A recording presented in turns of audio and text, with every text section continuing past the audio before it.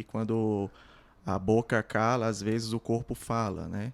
Então, às vezes o tremor pode ser tanto uma manifestação psicológica ou psiquiátrica, como também pode ser devido a outras doenças neurológicas. A maioria dos pacientes que procuram o consultório por conta de um tremor é porque ou esse tremor está impactando a qualidade de vida dele, não está deixando ele fazer certas atividades como escrever, comer, assinar o nome, às vezes até um constrangimento social, ou realmente ele está preocupado em ter uma doença, isso, aquele tremor dele significar uma doença mais grave.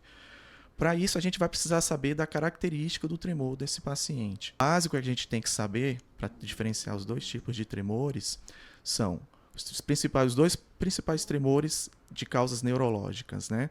Que é o tremor essencial e o tremor de Parkinson. O divisor de águas desses dois tremores é de saber se é um tremor de repouso ou um tremor de ação. Que local do segmento do corpo esse tremor está cometendo? Tá?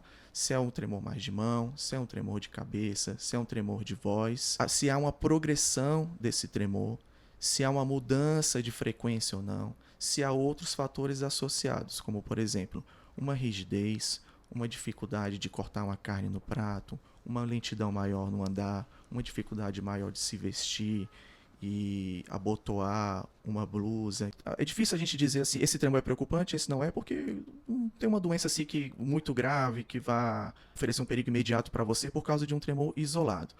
Mas se é um tremor que está sendo duradouro, que está piorando e está tendo outras coisas associadas que você está sentindo, algumas outras dificuldades, como uma postura anormal, uma dificuldade de mexer o braço, uma lentidão maior, aí é recomendável que você procure mesmo um neurologista para a gente poder investigar esse tremor.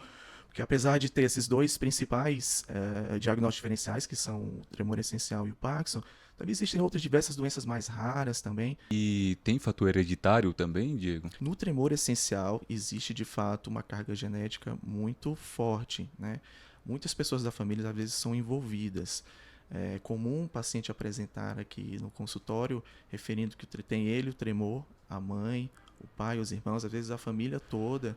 A doença de Parkinson é uma doença caracteristicamente da idade mais ou menos de 60 aos 70 anos, é o pico da incidência, né?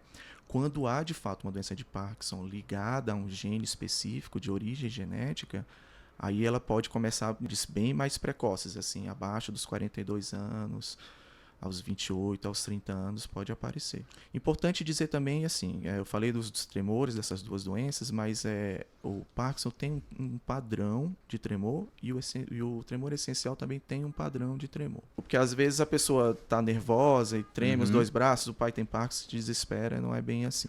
Tá?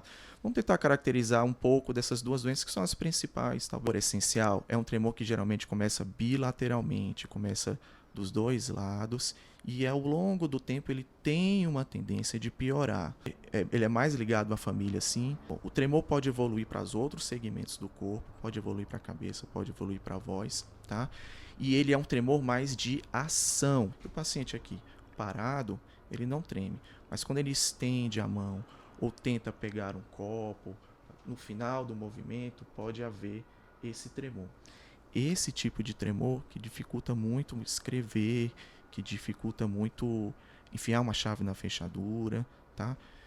Que é bem diferente do de Parkinson, porque o de Parkinson ele é um tremor de repouso e, diferentemente na maioria dos casos do tremor essencial, ele é unilateral. Então o clássico tremor de Parkinson ele começa apenas de um lado. O tipo de tremor do Parkinson ele é mais distal, que significa o quê? É mais para a parte final aqui do braço mais distante e envolve mais as partes dos dedos ou supinação e pronação, que é como a gente virasse o braço para cima e para baixo, e o contar moedas, que é o da mão, que a gente chama, que é como se movesse os dedos flexionando e estendendo. Tá? É diferente um pouco do tremor essencial, que ele é mais é, relacionado ao punho, que é flexionando e também estendendo o punho. No tremor do Parkinson, o movimento não é alterado. Então, me lembro muito bem de um professor nosso de português, foi o primeiro contato que eu tive, acho que com a neurologia no vestibular. Ele era sensacional. Ele tremia, um repouso chamava atenção, a gente ficava meio assustado, ele dando aula pra gente. E ele mostrou assim, olha, vocês pensam o quê? que eu não consigo mais escrever, eu sou professor de português. Aí ele foi lá na lousa e ele fez um círculo assim perfeito, perfeito, sem nenhum tipo de defeito, nem nenhuma rasura, nem nada. E a gente aplaudiu. Nossa, como é que pode isso?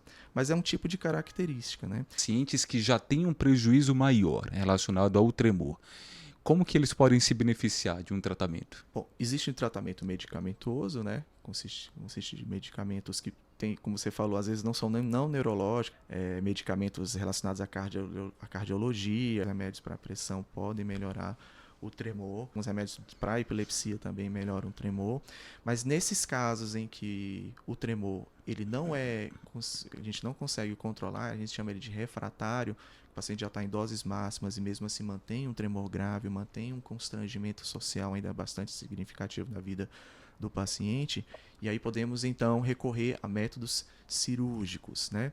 Hoje em dia existem 3 tipos diferentes de cirurgia para a gente tentar tratar esse tremor. O uso deles vai depender da doença e a localização. A primeira dela, que é o meu xodó maior, que é o Deep Brain Stimulation, né? Do inglês é a estimulação cerebral profunda.